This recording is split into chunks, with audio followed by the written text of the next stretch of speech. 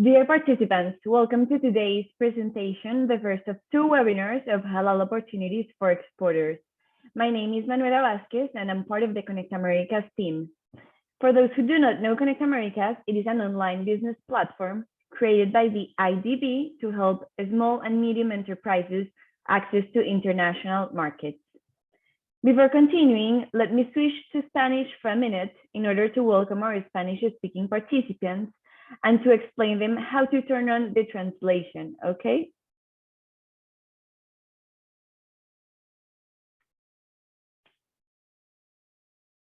Hola a todos los que están conectados con nosotros el día de hoy. Bienvenidos a esta sesión de oportunidades de la certificación halal para exportadores de América Latina y el Caribe.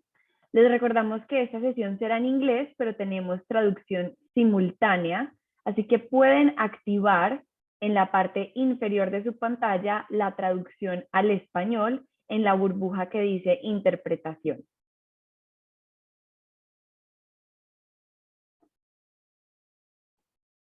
Okay, so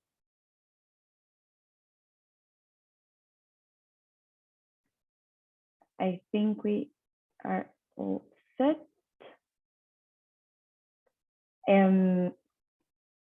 So, well, to continue, first of all, in name of ConnectAmericas, I want to thank Mr. Mohammed Jabal for giving us and facilitating us this session. And I want to thank as well Halal COE, Serunai, and the Islamic Development Bank for facilitating this opportunity and this training session for all the exporters that are joining us today. Mr. Mohammed Jamal will be the speaker. He's head of Halal Center of Excellence.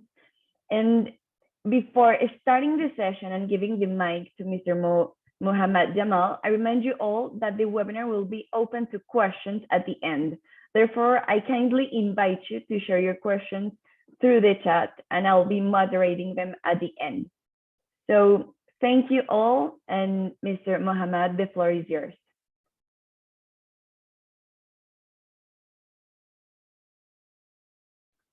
You are muted.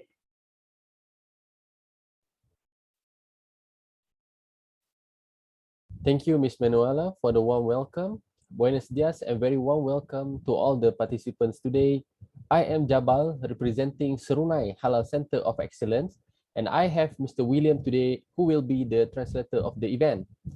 Before we begin, I would like to record our sincere appreciation to Inter-American Development Bank, IDB, and also the Islamic Development Bank, ISDB, for the facilitating our collaboration. And through this webinar, we hope to be able to share about the halal opportunities for the global halal market, especially today for the Latin American countries exporters. First and foremost, allow me to introduce ourselves.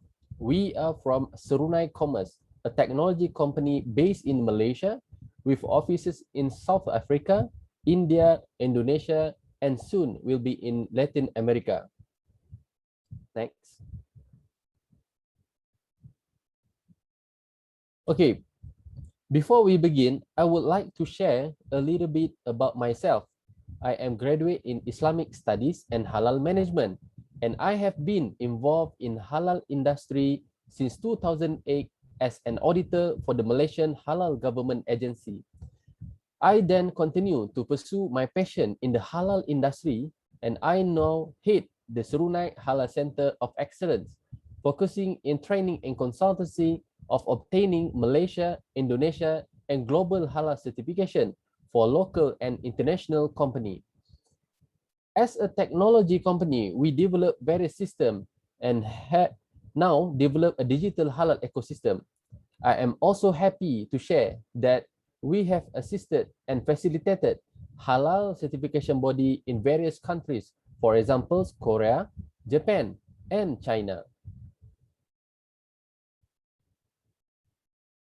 Next, this will be the first session of the halal webinar series that we will be conducting in the coming weeks. This program aims to enrich participants with exposure and elevate participants' knowledge in understanding the general requirement in understanding the halal concept and to comply with the basic requirements for halal certification. Today's topic will be Halal 101, focusing on basic understanding of halal and halal industry. The topic today will cover 1. Halal definition, 2. Development of halal in global industry, 3. Global halal certification and recognition, 4. Halal issues. Next. So first, we will discuss about halal definition.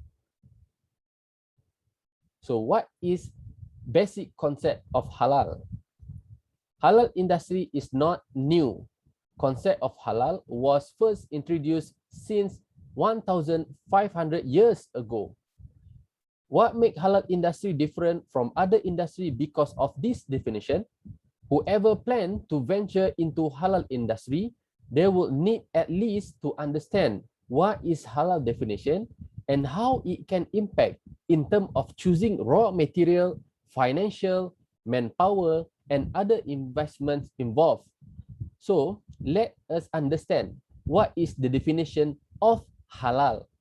First, halal is an Arabic word which means permitted or lawful. It covers things or actions permitted by Sharia law without punishment imposed on the doer. Opposite of halal will be haram. Haram is also an Arabic word which means prohibited or unlawful. Haram activities are forbidden to every Muslim. In fact, it was forbidden to everybody. Okay, in between halal and haram, there is shubhah. So what is shubhah? Shubhah is an Arabic word which means doubtful or uncertain. If one does not know the halal or haram status of a particular food or drink, such a food or drink is mashbuh and should be avoided. I can see here the factor of increasing halal industry demand is because of the shubhah factor or uncertain factor. Next.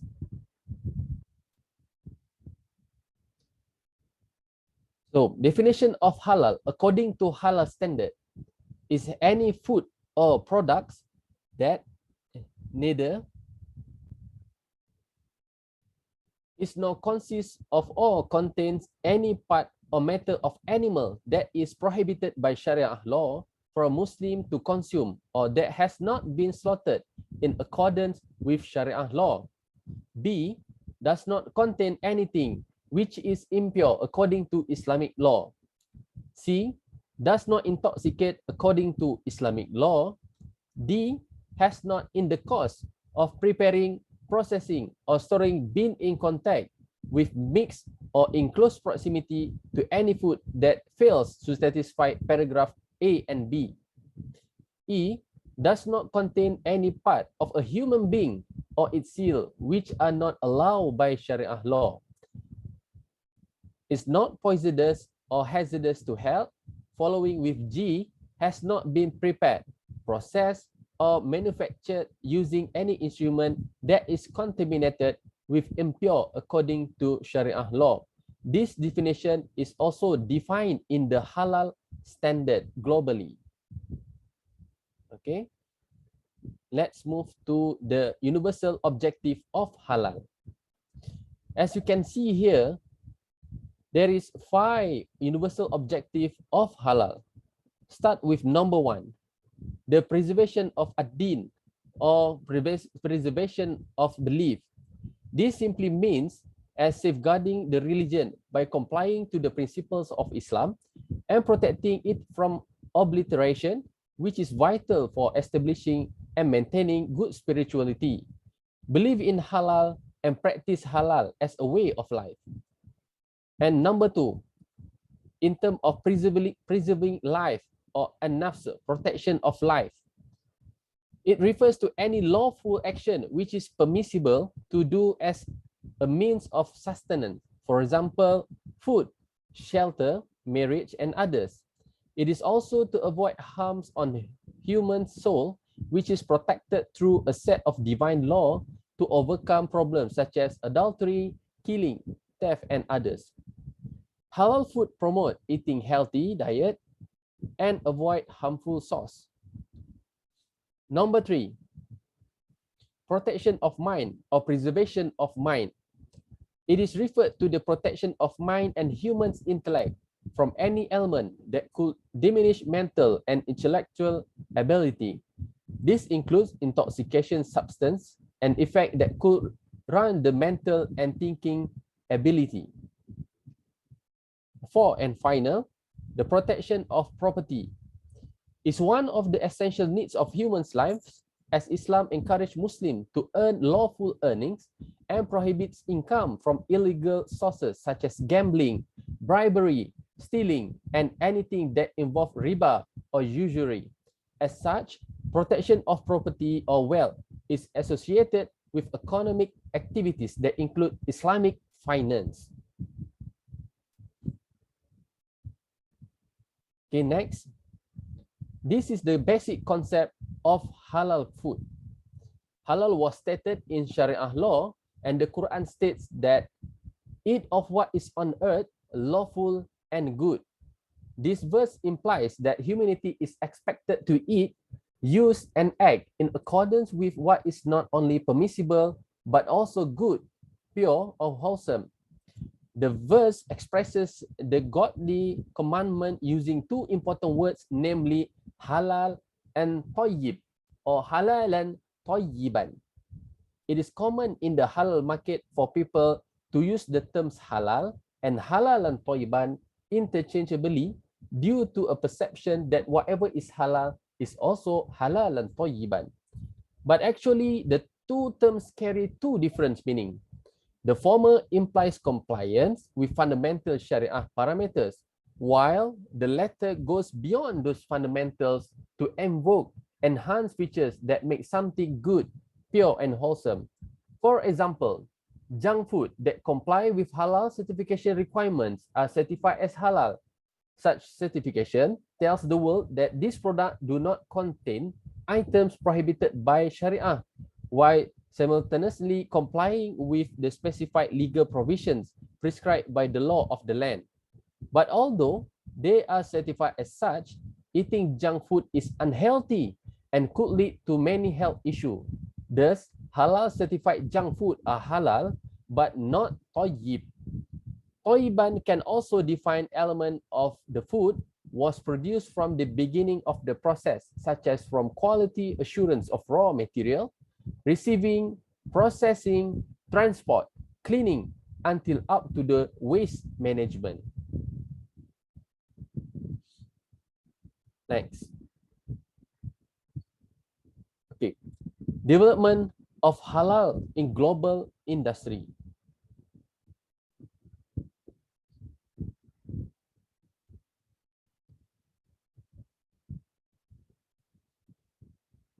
Okay.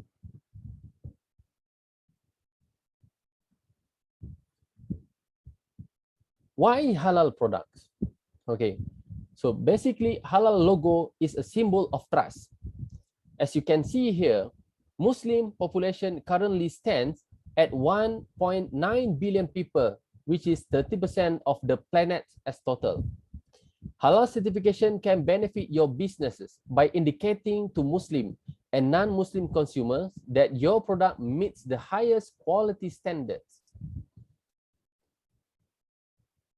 Navigating a modern grocery store can be overwhelming for shoppers, especially when they are trying to analyze the ingredients.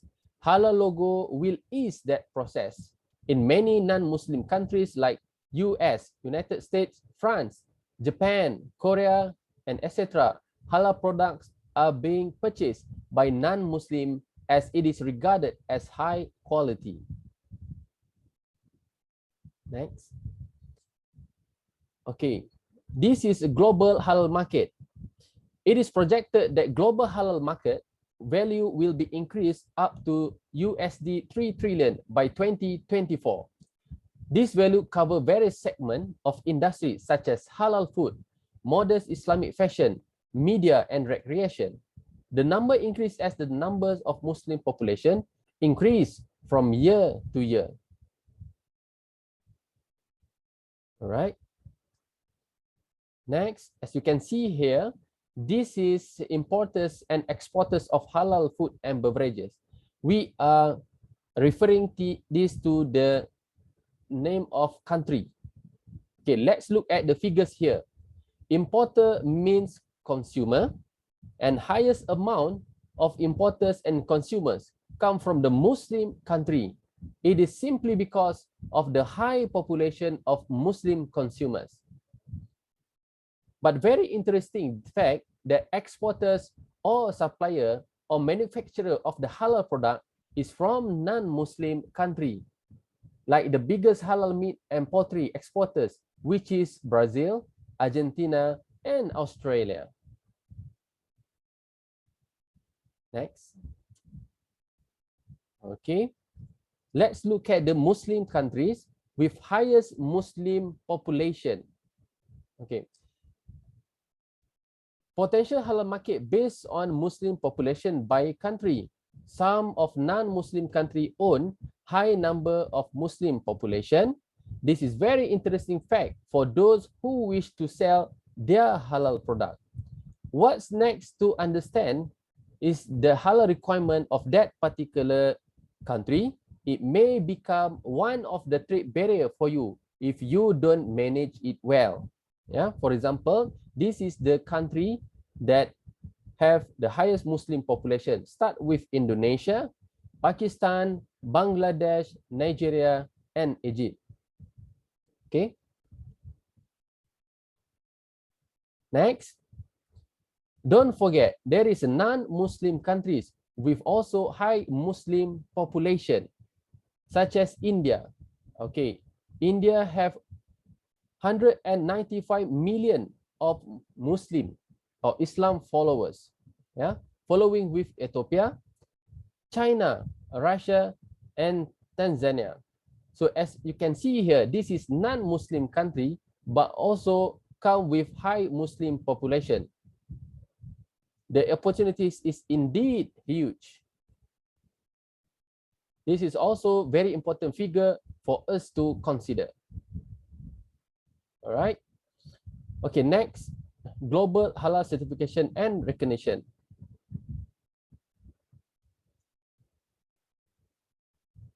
Since we talk about halal industry and halal opportunity, we need to understand halal come with the halal stakeholders.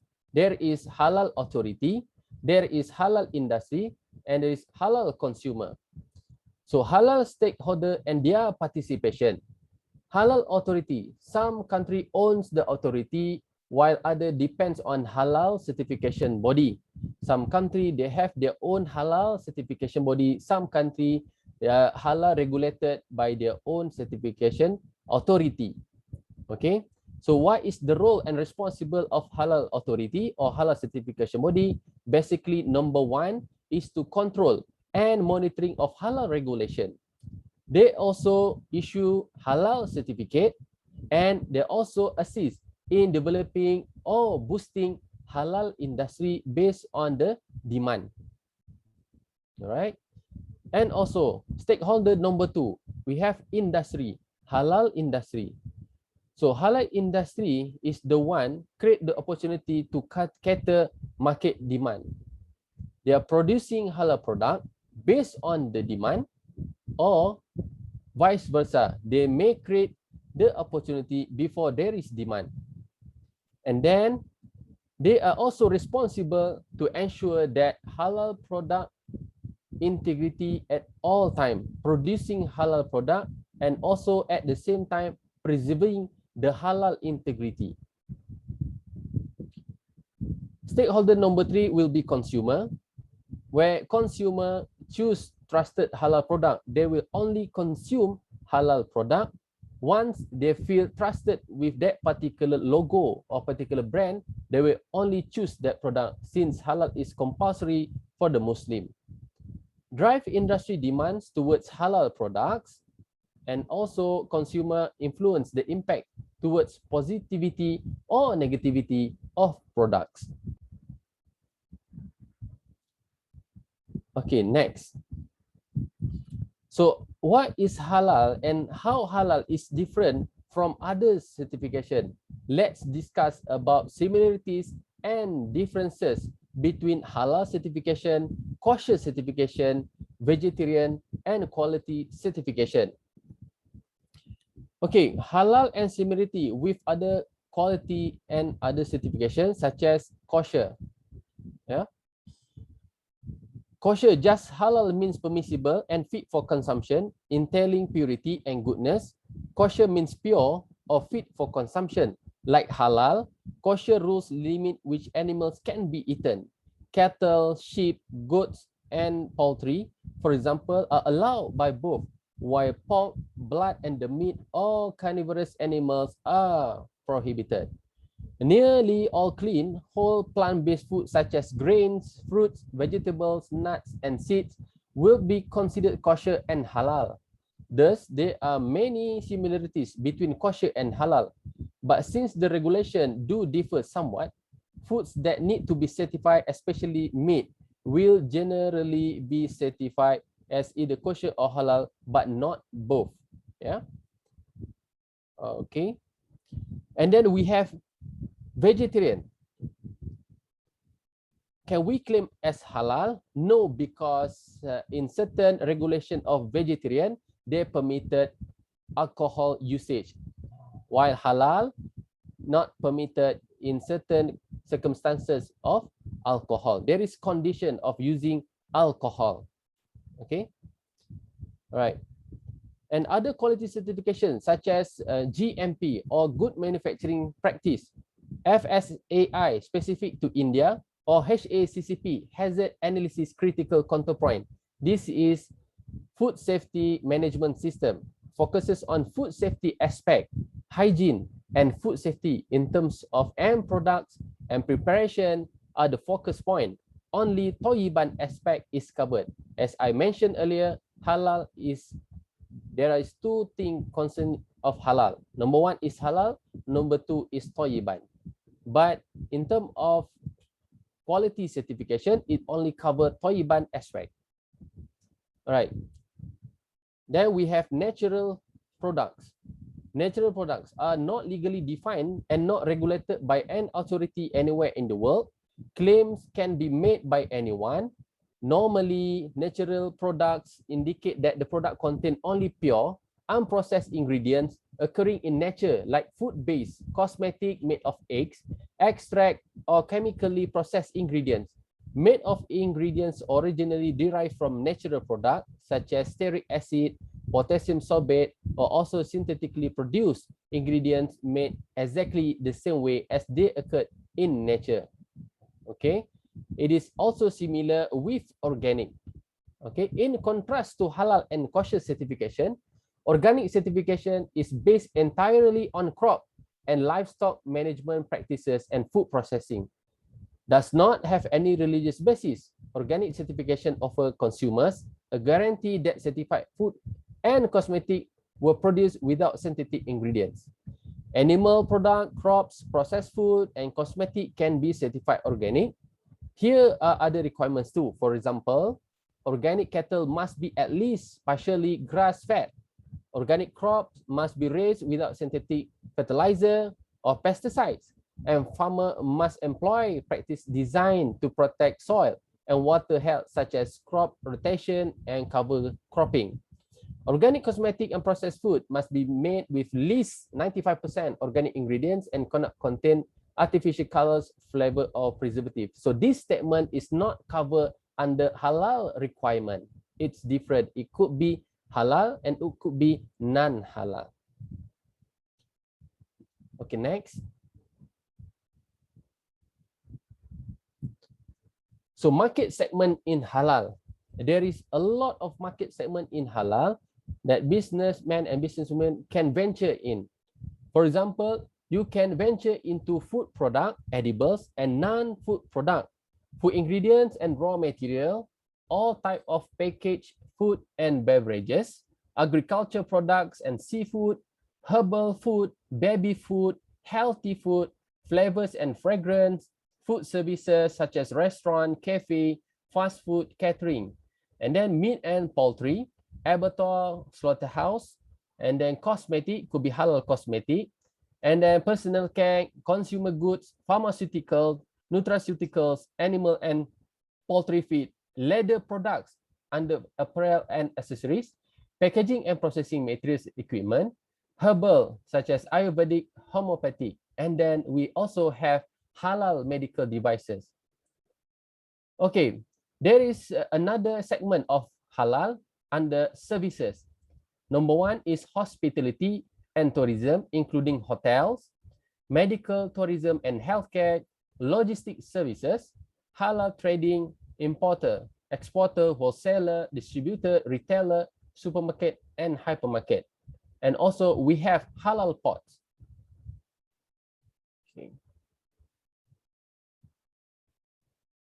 Okay, are you producing this product?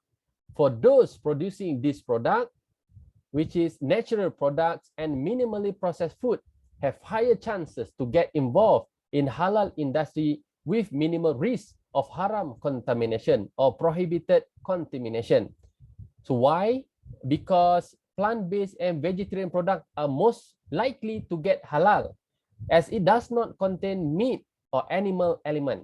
However, thorough inspection is needed, as vegetarian vegan approved product may contain alcohol and other animal byproducts in the sub-ingredient, such as in the food additive, flavor enhancer, processing aids, and etc., which may not be listed in the product ingredient list. Therefore, it's not necessary that the vegetarian product are as always halal. Yeah. So for those already producing this kind of product, you can venture directly or fast track to become halal certified company. Yeah, number one is seafood. Number two, minerals, which does not include any extra processing, or vegetables, spices in the form of vegetable and spices, which does not involve with further process and further other ingredients. Yeah. All right, next. Okay, importance of halal certified product. We go to another level of halal product. Every product must have halal certificate. Why? Because we want to create trust, and halal logo is a symbol of trust. Okay, simply because number one, consumer will be assured that the product they are buying is free from filth or najis or things that are not prohibited in Sharia law. Number two, by having halal certification, it's become a halal marketing strategy for manufacturers and as a tool for larger market penetration, because halal food can be consumed by Muslim and non-Muslim alike. Some Muslim countries require halal certificate. And they even said it is compulsory to have halal cert to bring your product to their country. Okay, and then it is also representing quality and safety assurance. Food product is processed in a safe and wholesome environment.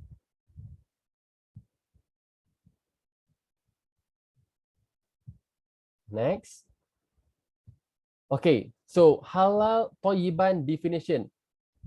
Application of halal certification. By understanding definition of halal and tayyiban, we can translate halal, which means halal means halal certified and proven halal ingredient.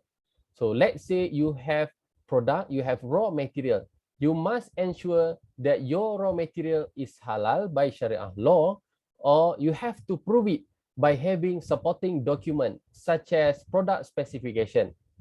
Okay, if you are using a natural product or something with plant-based product like fruits, vegetables, spices, okay, if it's just fresh ingredient, you don't need to provide anything because by nature that particular ingredient or raw material is halal. And also you have to ensure that all your equipment is also free from najis or free from filth or free from the material prohibited by Sharia law. And then we associate together with tayyiban, which means a product and safety quality. For example, by implementing HACCP or GMP or ISO 22000, or if your company is certified by FDA, it becomes easier for you to apply halal certification since tayyiban aspect has been taken care. Right? Next. Okay, so who will be the halal certification body? Who will certify your product?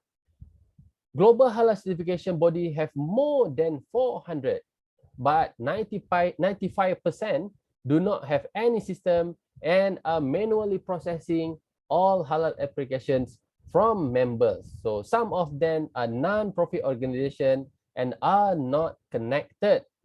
So next, but Malaysia, okay, this is example of country who recognize other certification body such as Malaysia.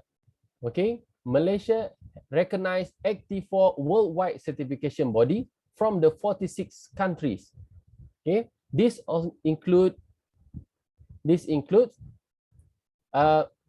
four certification body from Latin America. Next. Okay, as you can see here, this is the 4 certification body in Latin America recognized by JAKIM or recognized by Malaysia government.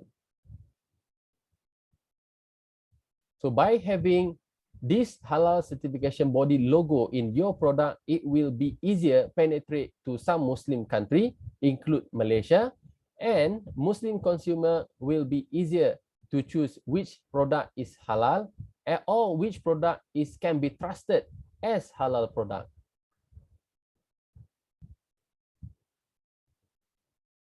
All right. Okay, so this is countries with halal regulation. Some countries, they require other trade regulation, such as some seafood require HACCP, but halal is not a requirement. Okay, some countries, they require other trade regulations, such as Western country. Okay, whoever wants to bring seafood product to their country, they need to have HACCP certification. For Malaysia, require cosmetic registration with NPRA or National Pharmaceutical Regulatory Agency, but halal is also not a requirement. You can bring non-halal product to Malaysia or halal product. As long as you don't claim as halal, it's okay to bring your product to Malaysia, for example. But if you want to claim your product is halal, the requirement is you have to be halal certified by certification body recognized by Malaysia government. Okay, Malaysia is just an example. It could be applied also with other countries such as Indonesia. Yeah, Indonesia also they have their own regulation. And in other case, UAE, United Arab Emirates, also not recognize Malaysia certificate. They require their certification, okay? Such as UAE, they want the products to be halal certified by their authority or their own certification body, yeah? Okay, so this is the halal trade barrier. What is the trade barrier? Okay, since we have a lot of halal certification body, we don't have correct or correct answer to say which certification body is the best, because this is the situation. Situation number one, countries that recognize other CBs.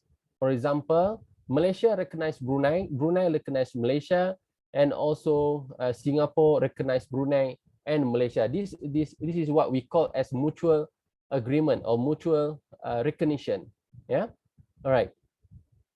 And then situation number two, there is countries that recognize only their own halal cert, such as Indonesia, and United Arab Emirates or UAE. Okay. Situation number three, countries that recognize only halal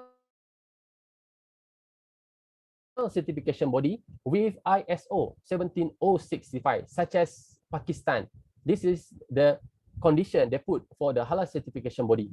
Okay, if you want to use the halal certification body logo, you have to make sure that that particular HCB is also recognized or certified 70065. Then only we'll recognize that particular CB. Okay, situation number four is country without any restriction.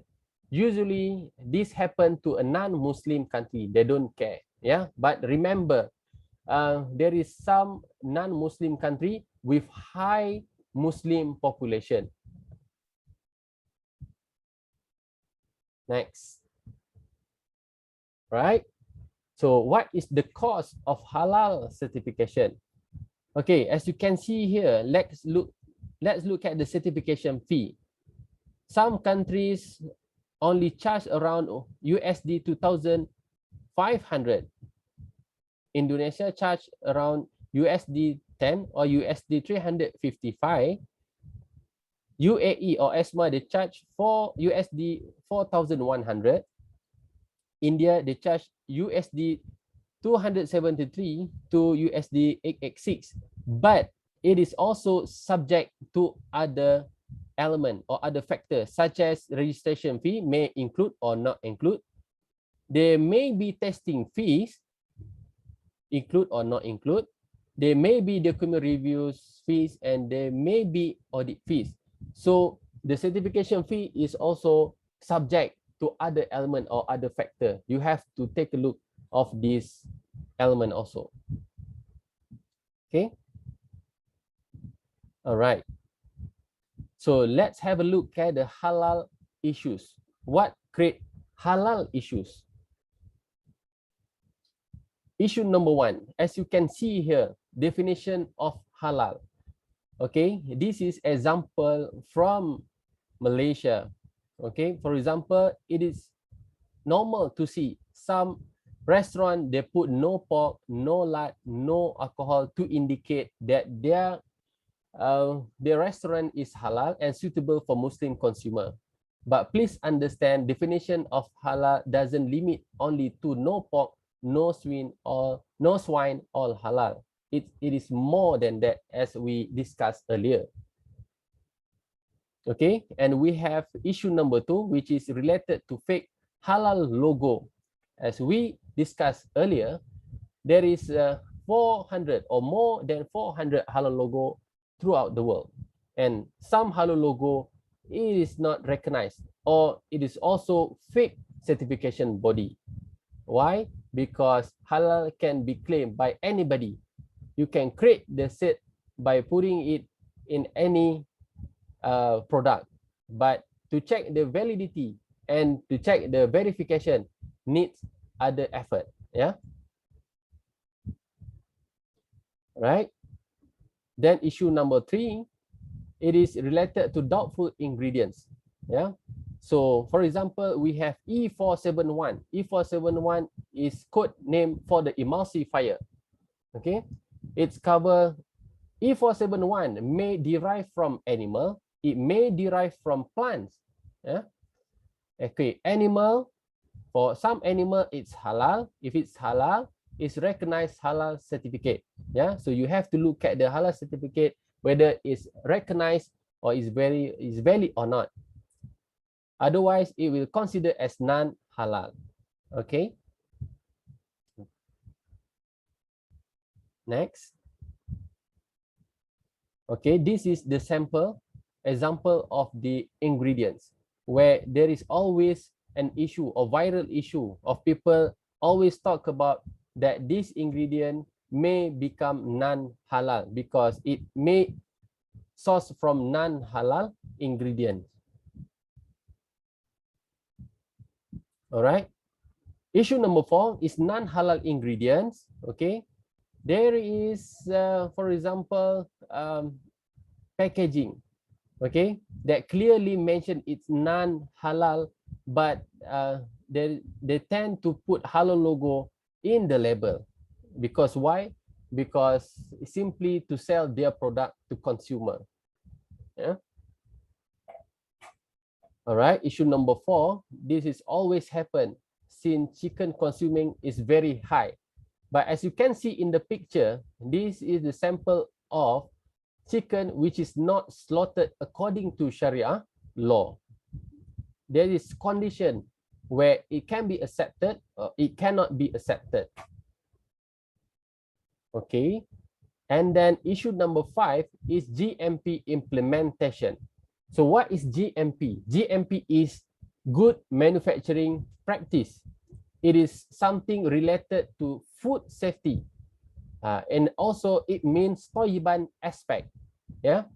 Okay. Without GMP implementation, we cannot consider that particular product is halal, even though the ingredient is only from seafood, even though the ingredient is plant-based, but the way they are processed, the way they have the way they're processing things, it is not acceptable because there is no GMP or good manufacturing practice implementation.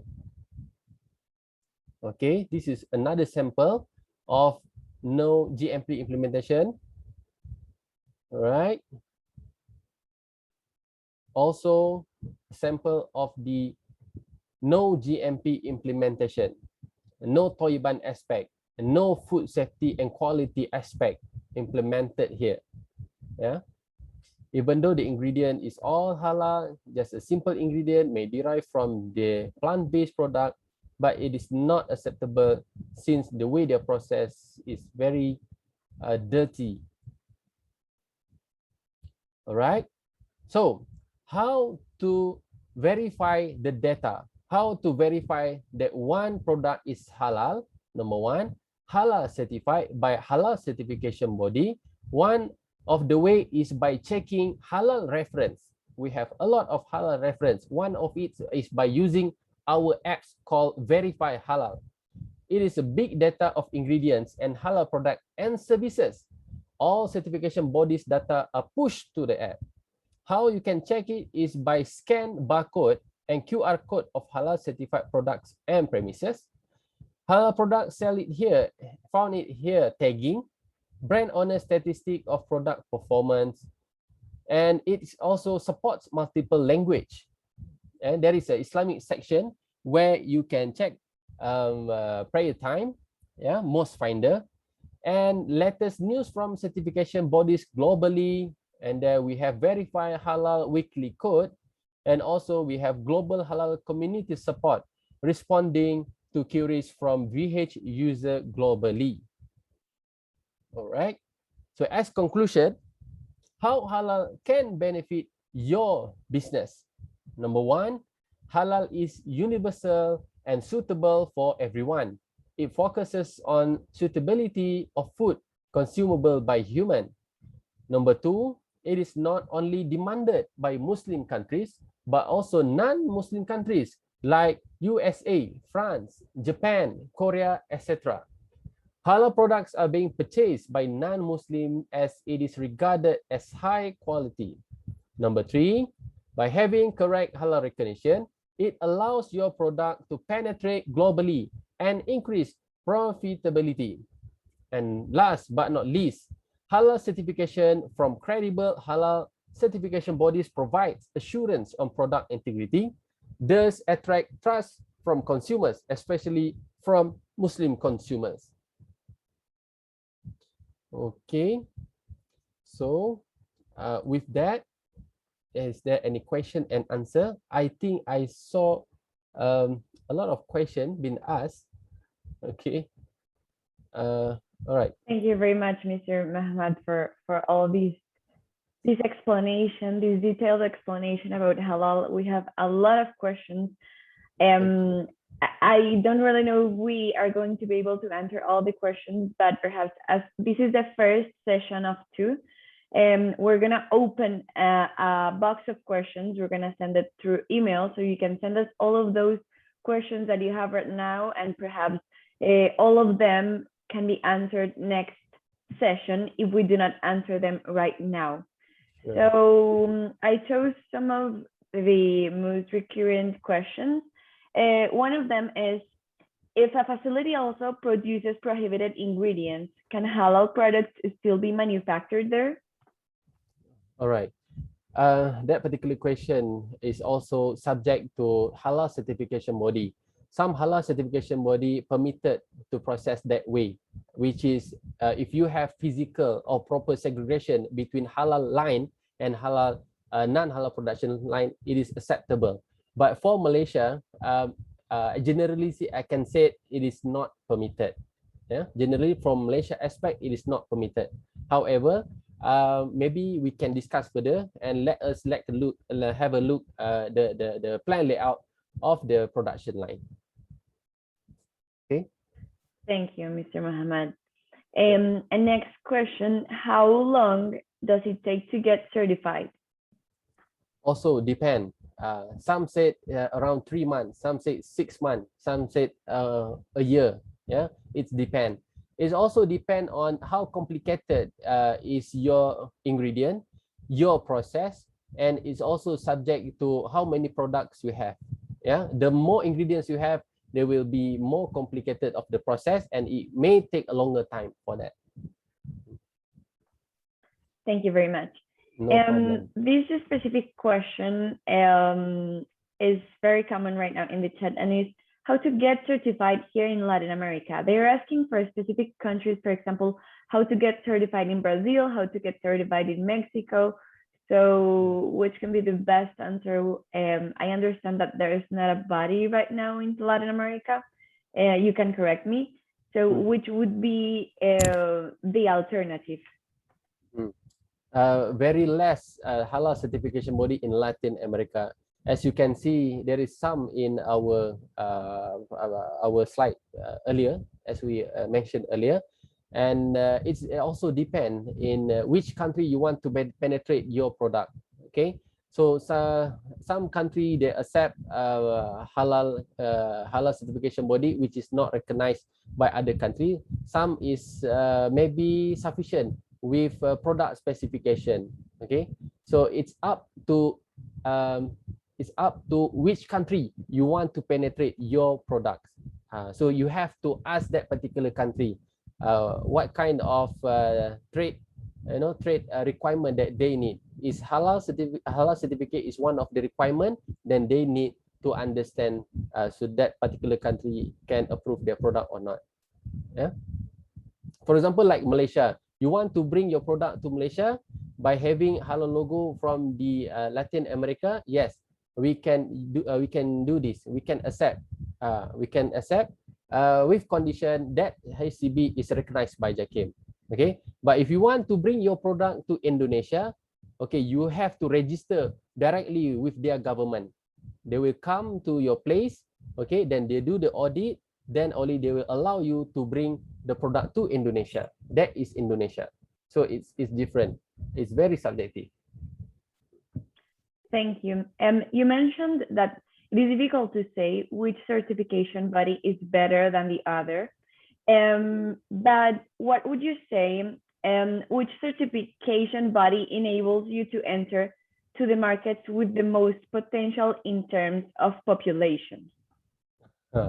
Like I said earlier, there is no specific answer for that because it's very subjective. It's very subjective. Like maybe 10 years ago, I can say Malaysia is the best halal certificate. 10 years ago, because Malaysia is the first country producing halal standard, international halal standard.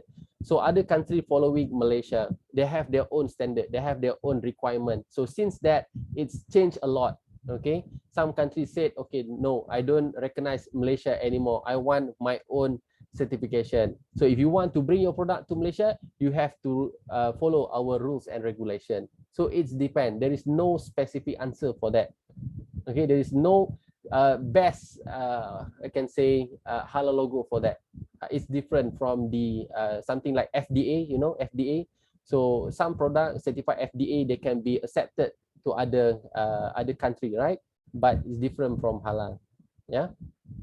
Okay. Thank you very much for your answer. We have this specific question that says, considering what you mentioned about the role of some Latin American countries trade with Muslim countries, what do you think are the opportunities and challenges to develop Islamic finance instruments in Latin America to promote deeper trade and investment between the two regions? This is not specifically to halal, so I don't know if you want to answer it or we can leave it for the next session. Maybe we can save it for the next session. But maybe I can answer personally from my point of view. Yeah, normally what we can do if there is less Muslim at that particular non-Muslim country, what we can do is promoting the concept of the halal finance itself. Okay, by understand the halal finance itself, then only we can do something more, like, you know, offering them how the Islamic or halal finance work. Yeah, it can be happen. Yeah, but maybe the best answer could be answered by the ISDB or IDB, since your background is in the banking. Yeah. Right. Well, so we'll get to this question in the next session. We have here with us some producers of pet food, and they are asking if it would be necessary to have a halal certification in order to export pet food. Yeah, that is something very interesting, because in Malaysia we also have pet food manufacturer. They also tend to get halal cert. They try to get halal cert from the authority. But the question is, once your pet food is halal certified, the question is, can we as a human being consume the pet food? So because of that, until now, pet food does not meant to be halal certified. But we may label it as something else, like maybe clean, or maybe pure, or maybe suitable for or free from the najis, or maybe something like suitable for Muslim, something like that, but not halal, because we may become confused between halal, between pet food and human food. Okay. Okay, understood. Thank you very much. As I can see, a lot of questions are still regarding where to take their halal certification. So I think we're gonna write down those answers through the email where we will send this presentation back to you. And I don't know, Mr. Mohammed, if there is any resource, written resource or material that they could access in order to learn more about these halal opportunities and requirements to gain the certification or to apply for the certification. Sure, they can directly contact us. They can directly contact us, then we provide information for them. Sure, no problem. But I think this is a very good indicator, since they are very interesting in halal, and we are also interested to answer all these questions. Of course, you know, Japan, for example, Japan is a non-Muslim country. I started with Japan like 10 years ago. Same situation like today. They are asking a basic question. But look at Japan now. Japan is now one of the halal food producer. So I wish, even though the Japan is a non-Muslim country, now they become one of the top producer for the halal food. So I wish the same for the Latin America. Inshallah. Yeah, it is very interesting to see that there are a lot of you asking for this certification bodies in Latin America. So we'll keep you updated as well with some of the stuff we are doing with Serunai and the Islamic Development Bank as well. There's a last question for now, and it's regarding other types of certification. Which one enables them for a fast track to get the halal certification? For example, if they already have an FDA or if they already have a kosher certification, is it easier for them to have the halal certification?